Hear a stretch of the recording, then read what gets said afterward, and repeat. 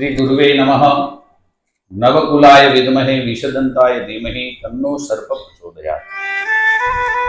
ज्योतिष शास्त्र में जયારે आपणे जन्म लग्न कुंडलीना विषय में राहु केतुनो जયારે પાંચમા ભુવન પાંચમા સ્થાન સાથેનો સંબંધ થાય છે ત્યારે જન્મ લગ્ન કુંડળીમાં સર્પદોષ એટલે નાગદોષ નિર્માણ થાય છે, નાગદોષ કહેવાય છે। તો સર્પદોષની જે અસરો છે એને આપણે જાણીશું।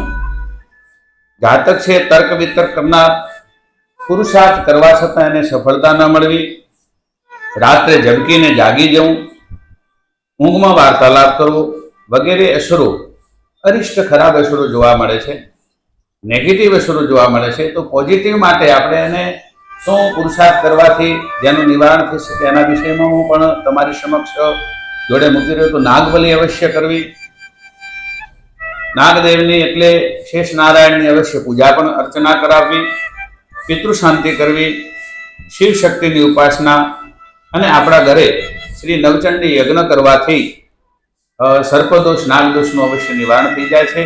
તો આપ નિવારણ કરી સુખ શાંતિને પ્રાપ્તિ કરો અને મંગલ કામના અને આપની જે મનવાંછિત ઈચ્છાઓ પૂર્ણ થાય એવી શુભેચ્છા સાથે જય શ્રી અંબે, જય શ્રી કૃષ્ણ।